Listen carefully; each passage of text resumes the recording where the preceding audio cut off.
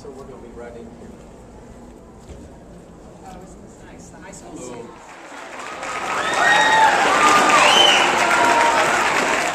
We're pleased to have with us today Ambassador Andrew Young. Andrew Young was a distinguished career of public service in addition to his role as the United States Ambassador to the United Nations. He served as Georgia Congressman, the Mayor of Atlanta, and one of the monumental leaders in our country's civil rights movement. You don't really yet know what you want to do with your life, surely. And people keep asking you, and you say, how am I supposed to know? You know, I have to figure that out. And I finally just started saying what my daddy told me to say. I'm going to be a dentist like my dad. But in my heart, I knew I would never be a dentist. And he was also a baseball player. And that's the only sport I didn't play. I played it because he made me play it. But you ultimately have to kind of find out what's in your own heart, what's in your own life. The only caution I would have is don't do anything so stupid that it interferes with your next step. If you take it one day at a time, you'll be surprised how everything will work out, how how every day is a good day. A friend of mine, who by the time he was 55 had had 4 different kinds of cancer, wrote a book, and that was the title. There's no such thing as a bad day. If you wake up breathing and smiling, turn your mind on, open your eyes and see the beauty around you. And you know, even in the nastiest friend, I found out the reason I didn't like some people was that they were too much like me. And what I didn't like in them was something I didn't like in myself. And so I started saying, well, maybe I better just sort of start liking me. Now, I didn't do this, but I'm suggesting that you do it. Look in the mirror. Well, Michael Jackson said it. Looking at the man in the mirror. And one of the things you have to do growing up is to kind of decide that you are who you are.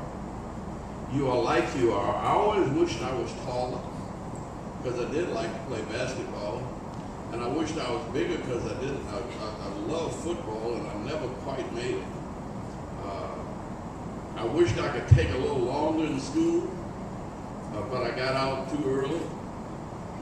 But everything that I didn't like in high school and college has helped me enormously later on.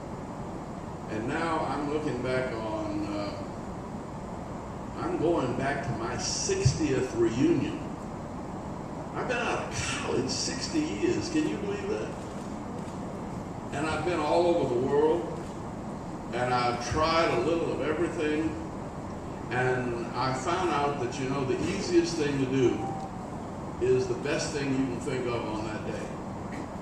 And that the time you spend experimenting with foolishness and being wild is just wasted time.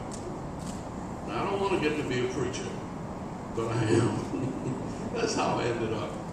I ended up being a preacher, but being a preacher with Martin Luther King led me into the civil rights movement, and then I got pushed into the Congress. I mean, really, I didn't want to be a congressman. I couldn't think of that in high school, but here I was, you know, in 1972, because they wanted somebody to run and nobody else wanted to run, and I ended up being in Congress. Well, I didn't know why, but I loved it. And then about 3 years later, I understood why. And that was because Jimmy Carter was running for president of the United States.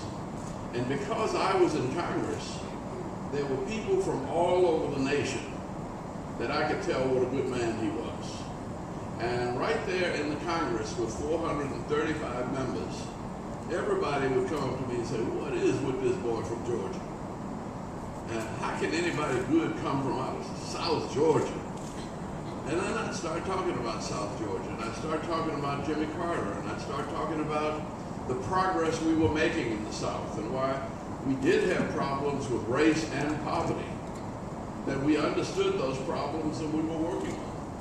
And we were beginning to learn that our differences were what made us stronger. And because he understood that, and understood that we could make peace in the world without killing people, he ended up the president. And he sent me to the United Nations. Well, now I love the United Nations because, well, you all are almost the United Nations here.